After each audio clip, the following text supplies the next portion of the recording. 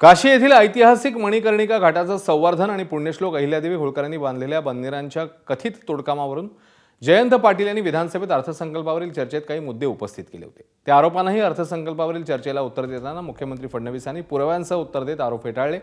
तसंच नरेटिव्हच्या भानगडीत न पडण्याचा खोचक सल्ला जयंत पाटील यांना दिला।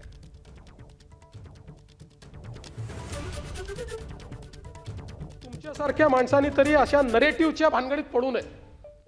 हुशार माणसं जी असतात त्यांनी आकड्यातनं तर्कातनं आपला नरेटिव्ह तयार केला पाहिजे। 2022 मध्ये काय झालं होतं?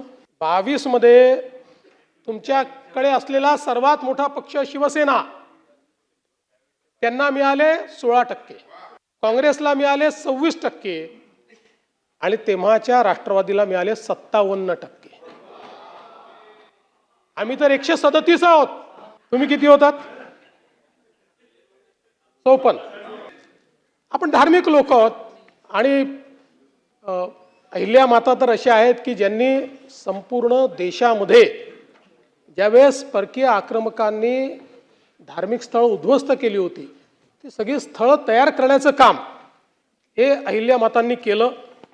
अर्थात तुमच्याही सरकारला अहिल्या देवींचा सन्मान करण्याची संधी होती, पण 66 वर्षात तुम्ही अहमदनगरचं नाव अहिल्यानगर नाही केलं।